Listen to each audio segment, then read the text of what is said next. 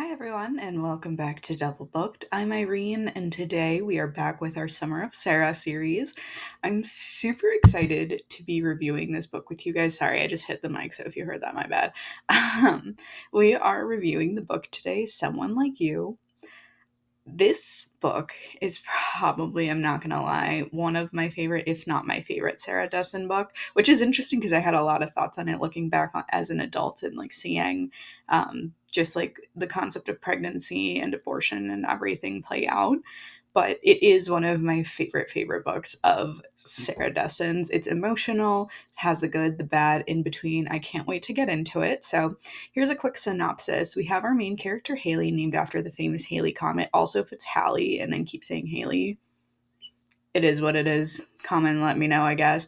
Um, She's named after the famous Halley's Comet and her grandmother, but she has a best friend named Scarlett. And these two has always been thick as thieves ever since Scarlett moved into the neighborhood when they were kids. Scarlett fell in love with Michael Shorewood the same summer that Haley was forced to go off to sisterhood camp by her therapist mother. He dies in a horrible motorcycle accident. Scarlett soon finds out she's pregnant with his child and relies on Haley to get her through this insane part of her life. This book navigates them going through babies and pregnancy, love, and grief together. The book starts out with Haley being awoken by a camp counselor to say that somebody is calling her from home. It's Scarlett. Scarlett is telling her that Michael is dead. And Haley has to call her mom to pick her up from this camp that she, again, forcibly sent her to. And she's like, go to bed, you're tired, blah, blah, blah. And Haley will not get off the phone until she's like, Mom, are you going to come and get me? And she's like, yes, I will. Now let me talk to the camp counselor. And we quickly learn that Haley is a typical teen defying her parents, and the only problem is her mom is a therapist, so her mom thinks that she can manipulate everything, which is so incredibly annoying throughout this book. I think my hatred for this mom in this book rivals that of the mom of The Truth About Forever, because at least the mom in The Truth About Forever had grief going on. Like, you can not excuse it, but you can understand why she's been so standoffish, why she'd rather believe her daughter is okay than not okay. Um, God, Haley's mom in this book, though, it's a lot. I'm gonna warn you right now, I'm going to be bashing her. And equally, I will say up top, just because her dad, like, usually is the one to quote unquote mend things over, so she says, her dad is a spineless, like, jerk. Like, for not stepping in and standing up for his daughter regularly, for not either going along with her mother and like actually performing or presenting a united front and being like, hey, that is your mother, you respect her, enough. Like, pick a lane, buddy. No one likes a middleman. I'm sorry, I think that's like not a good thing to do as a father or as a partner in general. Sorry, my microphone just started like moving and it scared the crap out of me. I thought it was falling. um but regardless, it's like you can't just like let these two have this horrible relationship because you don't want to get in the middle of it. Like, grow a backbone, my guy. Like, I'm sorry. I reserve criticism for him, but, and I feel like it seems like I'm harsh going in only on the moms. There is something to be said about an absent father who is actually living in the house, though. Okay? Like, I think it's ridiculous that they think they can get away with it just because they're, like, they exist. But I also have to remember that this was a time where people didn't believe that, like, that moms were still always the homemakers. And, like, in a lot of these books, like, the moms actually don't usually have a job. Like, this is one of the cases where the mom works as well. Well, I guess a lot of them, they do work and also take care of the household, but it's kind of 50-50. I think it just depends on the book. But anyway, back to what I was saying. Haley's mom insists that Scarlett will be fine, that she has a mom, even though she knows that, like, Scarlett's mom is, like, not the best influence. She got pregnant with Scarlett at a young age. She parties a lot. She goes out a lot, all of the things. So I think it's really frustrating that she's a therapist and that she thinks she's good at her job, even though I don't think she is whatsoever. And then I know Haley wasn't the one dating him, but she also knew Michael through Scarlett. And, like, that was her best friend. They spent a lot of time together that summer. And the fact that her mom is, like, so quickly dismissing the fact that she, like, knew him, she's like, well, you never mentioned it. Why does she need to talk about everybody that she knows? If my mom had that audacity to, like, be like, well, you didn't really know him, I'd be like, you know what, Mom? Guess who's not talking to you now? I know I'm 27, it's very different. She's like 16. Um, but I think it's, especially as a therapist, I think it's incredibly insensitive to be so dismissive of your daughter, of grief. And like, I think that, and I feel like what I'm going to say might sound insensitive. I do think it is one thing when a grandparent dies. Theoretically, they should be a lot older. They should have lived their life and all of these things, right? Like, they should be more well versed. And I don't want to say like ready for death. I don't think anybody's ever really ready for that. However, I think, there is, especially if you grew up with your grandparents or if you're pretty close to them, like you do, I think you do feel hurt when your grandparents die. And I think you do, mourn them and grieve them. I do think there is something to be said, though, about a 16-year-old boy who lost his life in an accident because somebody was on their phone. Like, I think there's a big difference. The kid didn't even graduate high school. Like, I feel that her mom is so dismissive of her and her feelings, which I feel like is the reason why a lot of things in this book happen, is because her mom decides that it's okay to dismiss her feelings because she knows best. And I'm not saying that your parents don't know things that you don't know. They definitely know more because they've had more life experience and everything. However, I think that when it's weaponized against you, that like, I know everything and you don't, blah blah blah, like, I think that's my problem. Like, no, no, how about you take a pill and understand that just because you know how some things might be doesn't mean that you get to dismiss how I feel about them. Anyway, moving on, because I could be here all day about that. I also think it goes to say, though, that Haley is a teen that is pulling away from her parents, which is expected. She's almost 16 in the, like, when we first meet her and everything. And I also think, though, her mom is way too authoritarian. So the thing is, Haley's also an only child, which I think plays very much into this. And it's a classic case of smothering, in my opinion. I want to say right now, like, I also understand that I'm not a mom and I have yet to be a mom. I don't know if I really want to be a mom at this point. And my views might change when I am a mom, but right now, her mom is a freaking nightmare. Like, every time. And I think that the biggest thing I've learned, especially just growing up with parents who let me be pretty independent, is honestly, a lot of the times, if you just like talk to your kids and like just like be like, hey, like, I know you're gonna do this, you're probably gonna underage drink, or you're probably gonna do this. All I ask is that you stay at the person's house, or you call me to come get you, or if you're gonna have sex, like, get the proper birth control. Like, I don't need to know the details, but if you want me to take you to the doctor, if you want me to like help you figure out what's best for you, then we can do that together. Like, I guess I just don't understand. And I'm not, again, this is a problem because I am not a parent. I'm not saying it mustn't be scary to like hear these things, but I also think that like you don't need to be your kid's best friend, but you also need to give them a reason to like come to you if things get bad. And it doesn't mean that you can't be like, look, I understand X, Y, and Z, but unfortunately I still have to punish you, but we will figure this out together. Is it really so hard? I say that now. Watch my kids be super defiant, honestly.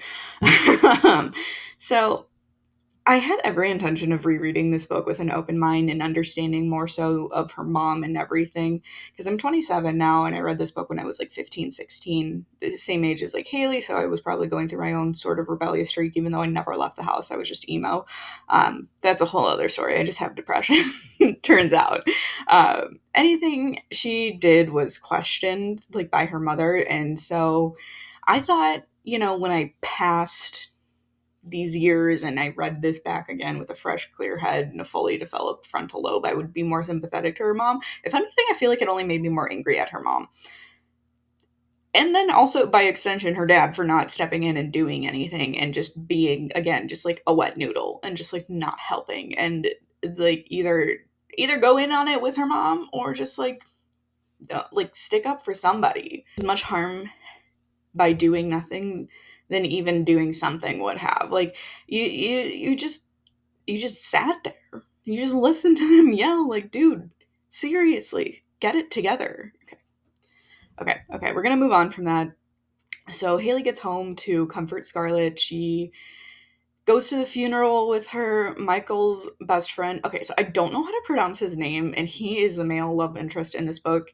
It's spelled Macon, so I'm gonna say Macon because truthfully, I remember when I read this. Oh my god, I might have been in middle school because I remember standing in the courtyard, waiting to get inside because they dropped us off and then they made us wait outside for like 20 minutes. School was wild. Anyway, sorry, I don't know why I had that flashback, but I was talking with my friend about this because I think I had lent her the book or she had lent me the book or we read it from the live or something. We were talking about it and she was like, "How the hell do you pronounce his name?" I was like, "I genuinely have no idea." I Googled it at the time and this was like before I would say Google is as intuitive as it is now. And I was just like, I still don't know how to pronounce it. So my best guess is Macon or Macon, but maybe it's Macon. I don't actually know. So if somebody knows, let me know. Anyway, so it's also wild to see for them to see everybody gathered, like, you know, in their nice clothes for a funeral for a kid that shouldn't have died. Scarlett is a mess. Haley's trying her best, but it's just a hard situation. The first day of school happens, and it's just an even bigger mess. Haley's schedule is all messed up. She is taking classes she shouldn't be. She goes to the guidance counselor. She runs into Macon and they talk. They end up having gym class together and really bonding over that. And it becomes Haley's, like, clearly she has a huge crush on him and she likes the attention from him and all that. And trust me, I get it. Like, we all have been there. We all have that guy that's like in that one class or, you know, girl, whatever. I mean, we all have that crush, I should say, in that class. And it's cute. It's cute when it starts out. Anyway, so there are things to be said though about the first stages of falling in love because it's just so pure and it's so sweet and it's just so nice to see someone just like be so giddy all the time and so excited about certain things. I don't know. I just think it's all so sweet. You guys know I'm a sucker for romance. Like, I don't think that's a secret at this point. Eventually, he asks her out, which is inviting her to a party he'd be at. And so, I want to also mention at this point, she has an ex boyfriend named Noah, and his family is good family friends with her parents. And so, he's over at the house every Friday night with his little sister, his parents, and her parents. And they are always eating popcorn and having dinner. And Haley broke up with him because she felt like she was like he was kind of boring. I didn't really like him. She's like I didn't have any strong feelings towards him. She's like I don't hate him, but she was like it wasn't for me. And her mom, I guess, took it super personally and she probably saw it as the beginning of the end because she was going against what her mom wanted. But like you shouldn't have to be with somebody who doesn't excite you, who doesn't make you feel comfortable, even if you're just like sitting there. Like, it's not that he made her uncomfortable. It's just like, you know, she just didn't feel anything. Like, when my boyfriend and we've been together for 5 years at this point. When we're hanging out, like, fine, sometimes he annoys me because he tries to annoy me. But, like, at the same time, like, if I want to be alone, like, I want to be alone, but knowing he's like right behind me on the bed, like playing his games while I'm playing Sims. Like, I don't want to know that he's just like not in the house somewhere. So I'm just saying, like, you know when it's somebody that you deeply care about, and she's just like, he was all right, and she's 15. She shouldn't have spent the rest of her life with somebody so bland. If he was a spice, he'd be flour. Anyway, if you watch Bob's Burgers, you know. Um, but I think this is like an instance of her mom being absolutely insane, in my opinion. She didn't even feel bad for Haley when her friend died, but until her mom heard that, her mom heard that Michael was a nice boy from the neighbor next door, she didn't start to feel sympathy for him. And I think that's so insane. You are a therapist. Like, Jesus Christ, lady. Then comes the bombshell that Scarlett is pregnant. Scarlett's mom wants her to get an abortion. Scarlett is having mixed feelings on it, though, and I think there is something. First of all, I do think you should have the right to choose, right? That's just like basic human decency. I think there is something to be said, though, about being forced one way or the other. I think you should have an informed decision, and I think that it's very inappropriate to push someone one way or the other. I think you should let them come to that decision. And even Scarlett, she's like, I know this baby might ruin my life and I don't care. I don't want to have an abortion. And I will say this is also another instance of Sarah Dessen just like touching on topics that I feel like are quote unquote taboo. Um, so I think it's actually kind of interesting that she is always gunning for these topics. And I mean, Scarlett does end up keeping the baby. She decides to have the baby, but her mom says you have to strongly consider adoption. You know, I don't want you to not like I don't want you to essentially lose out on your future without thinking it through. And I think that's a fair point. Like you want her to think about it. I think immediately strong arming her and yelling at her, just like Haley's mom does in a lot of instances, is not the solution. I think talking to somebody is the solution. Anyway, I do think, though, that Scarlett wanting to keep the baby is a coping mechanism to an extent, and even Haley's mom says this. She's like, she misses Michael. She wants to keep, like, a part of him with her. But thankfully, she had the choice whether or not to keep a baby. And unlike so many women today, she was able to do that, and she was able to have support. And if you feel some type of way, contact your local legislator so they can know how you feel, because everybody deserves a right to choose. I'm really not going to go off on these tangents all the time. I can't help myself. I'm sorry. Haley gets caught with Macon and Scarlett busting her out of the clinic because she's like, I can't do it. So she calls Haley, and Haley tells Macon they go bust Scarlett out. Haley's mom punishes her but lightens up once she learns that it's because Scarlett's pregnant. She's upset. She's upset that she has to hear it from Scarlett's mom, but then she's even more upset because she hears that Haley is quote unquote dating Macon from Scarlett's mom and not Haley, and she's like, oh, he's just a boy. The thing about Haley is she knows her mom very well. She knows that if she said that she was dating this boy, she would find out all the gossip about him. She would push her away. She would do all the things. And she didn't tell her because she knew how she was going to react. And I really think at the end of the day, with everything that ends up unfolding in this book, if Haley's mom just, didn't push her away and didn't necessarily reject Macon at the first chance that she could, and she like insisted that he come over for dinner or that he, you know, do something with them, then I don't think she would have pushed Haley right into the arms of him. Or maybe when Haley was feeling some like serious doubts about the relationship, like she would have gone to her mom or and talked to her, or she would have come to like a better decision on her own. But her mom just says she can't date him, says all of these things, and she's like, I don't like him. And so at least meet him first, pretend that you like him, that way your daughter can come to you and then you can work through these things together. You guys, I wrote this insane line. I said, like, lady, you're a therapist, but my God, how do you get paid? You seem horrible at your job, but I still agree with that sentiment very much. Anyway, so the beans get spilled about Scarlett all over school. Everybody's looking at her like she grew a third limb, and truthfully, she's not even showing. She's, I bet you, barely out of the first trimester at this point.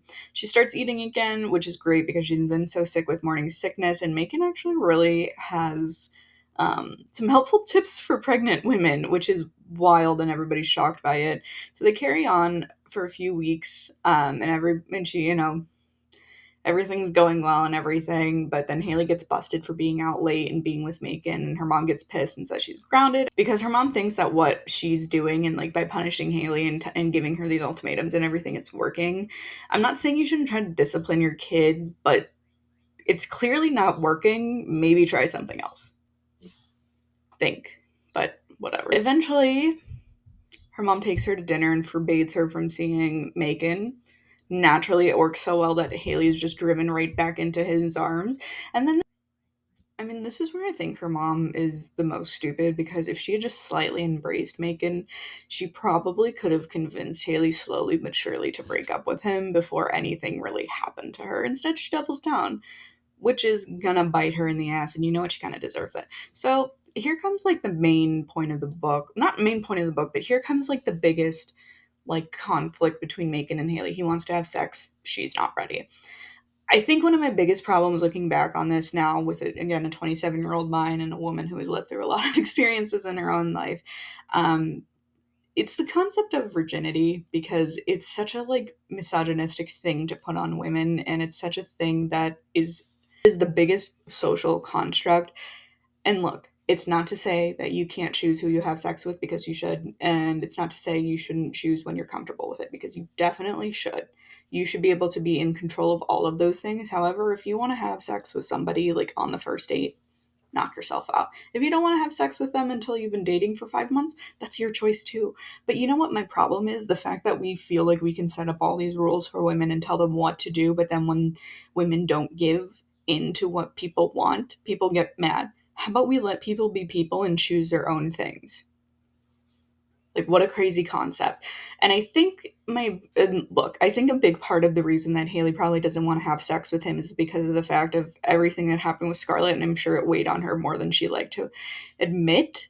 However, I don't think I don't know. I think that it's really normal for teenagers to, like, you know, be with their partner in whatever way they want to. And I think everybody trying to convince her out of it and like saying that, like, oh, because Scarlett's like, girls like us, we don't have sex with somebody without them saying I love you. And I'm just like, I think that's a really, I mean, kind of wild thing to say.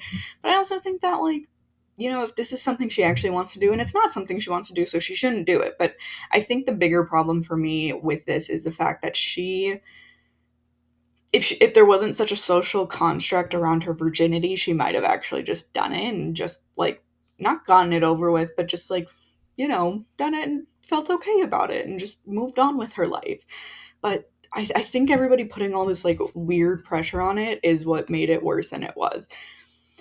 So again, I think she was scared of getting pregnant too, which, I mean, I would be too if my friend was 7 months old, or yeah, she was about 6, 7 months along now, and then yeah. Anyway, I think she was also scared though because she couldn't trust Macon. He was kind of a wild person. A lot of factors played into it, and she shouldn't have done it because she didn't feel comfortable. She didn't end up doing it even though she thought she wanted to. She was at a New Year's party with him and ended up drinking too much and got sick, and he was mad about it. Um, I just, again, I really think it's the social construct thing that gets me, but moving on. Again, Macon is mad that they won't have sex. And I think he's really shitty for this. I think he really showed his true colors, and I think that really just, like, pushed her away from him. And I think she might have eventually given in if it weren't for the car accident. We'll get to that in a second, though. So I do think I do cut Macon some slack in this book, and I don't say a lot. I just say some, because he is also dealing with the grief of losing his best friend overnight as well. So I do think that influences you to kind of make shitty choices and be kind of a shitty person. As someone who has lived through a lot of grief recently, like, I did lash out. I did have days where I just cried on it, and I did have days where I was very nice, where I was incredibly happy. Like, it's a roller coaster of emotions, and for a time period where probably no one was getting any grief counseling, Macon, we find out, has an incredibly unstable home life. Like, his parents have money, but, like, no one's there for him. So I do think there are a lot of things that go into what make him who he is. I do think I cut him some slack with some other things, though, just because of the fact that he is also grieving his friend, but I don't think that gives him any right to force Haley into something that she doesn't want to be doing. Because he's pissed and he's annoying. I'm not saying he's like my favorite main character in the world, or male love interest in the world, but I do cut him that slack because of the fact that he was going through a lot. I get into this horrible accident on New Year's, like, more so it's New Year's Eve going into like 2 a.m. on New Year's Day. Um, Macon doesn't come to the hospital. Haley's parents are there right away, of course. So is Scarlett. Is the first person to come in and check on her. And then her parents are there, and then her mom starts going in on her and being like, I told you this would happen. You shouldn't have been seeing him. You told me you weren't seeing him. Like, why don't you just listen? And then it's like, you stupid jerk. What is your problem? That's what she needs to hear right now. Like, be a mom, be warm, be comforting, don't be a jerk. And I understand, but this is a huge natural consequence for Haley. And not saying she didn't deserve to be in a car accident and almost die or anything, but, like, unfortunately, this is, like, the consequence of driving with somebody who is so reckless and gets emotional very quickly. So this ends their relationship because Macon, doesn't show up, doesn't call, doesn't whatever, and Haley doesn't even, she's like, I don't even want to hear it. Truthfully, she's upset, she's furious, I would be too. And her mom kind of takes control of her life, and she lets her. Which also means that she's going to prom with Noah.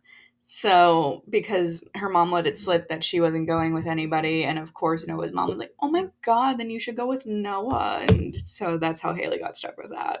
And I would be pissed. Anyway, Macon shows up one night and is bugging the crap out of Haley. So Haley goes down to talk to him, and she's like, leave me alone. You left me. It's not about my parents. It's not about Scarlett. It's about you and your shitty choices. I also think Scarlett should have gotten in, like, one hit on him, like that lady deserved to. I really, really think she should have just done the old one too, but that's just my opinion. And Haley's mom catches her because it's like dead of night. And she's like, I can't believe we're going back to things the way they were before. You know, I was trying to be cool and whatever. And then Haley pops off on her mom. And she's like, why do you think I'm just going back to him? Why don't you ask me what we said? Why don't you ask me what I talked about? Like, what is wrong with you? You always assume the worst in me. And then she's like, you're never going to let me grow if I don't make my own mistakes. But you also just refuse to acknowledge the fact that, like, I don't know, that I am growing up essentially. And so she tells her mom that she told him, you know, goodbye. And her mom's like, good for you. But I mean, it's about time that she told her off. And her mom deserved so much worse, in my opinion. I think Haley was very controlled. And I know it's the writing, whatever. But you cannot claim all these things as a therapist because she's like, oh, Haley and I just like work out so well. She like wrote a book on their relationship and all of these things. And then and then you can't pretend everything is okay and then just like turn around and snap. Like, I understand you wanting to protect your kid, I really do, but how is also hurting and belittling them any better? Whatever, let's get to prom. Noah shows up drunk, ends up calling Haley a bitch, and rips her dress and passes out.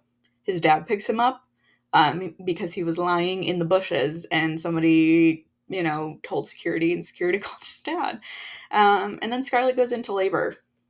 And the first time I read it, honestly, I remember just like dying of laughter because I was like, what is even going on? And then, so Haley's dress rips in the back and you can clearly see her butt. And everybody ends up seeing Haley's butt, but probably saved Scarlett from a lifetime of embarrassment from everybody seeing her whole birth canal. She gives birth to a healthy baby girl with red hair and brown eyes named Grace Haley. I do think it is a very sweet ending.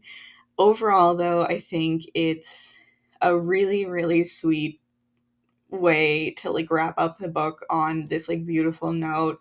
It does give me some question marks, but I do love this book a lot. It is in my top three. Definitely, probably my favorite book of Sarah Dessen's. It touches on so many important topics and will continuously forever have a special place in my heart. And I adore this book so much more than I can put into these few words that I have said. But I just want to say thank you guys for watching. Thanks for all the support. Again, if you have any book recommendations, please feel free to drop them down below. But other than that, I'll catch you next week. I might be doing Dreamland, and just be forewarned if I am doing Dreamland next week because I pushed it off this week. I was going to do it, but I it felt very heavy and I didn't feel like doing something very heavy today. I'm doing Dreamland, be forewarned. It is a very intense book. But other than that, I just want to say thank you guys for watching. Thank you for subscribing. Please leave a like, comment down below. Tell me what you like, didn't like, all those good things. And I'll catch you guys next week with another episode of The Summer of Sarah. Thanks so much. Bye.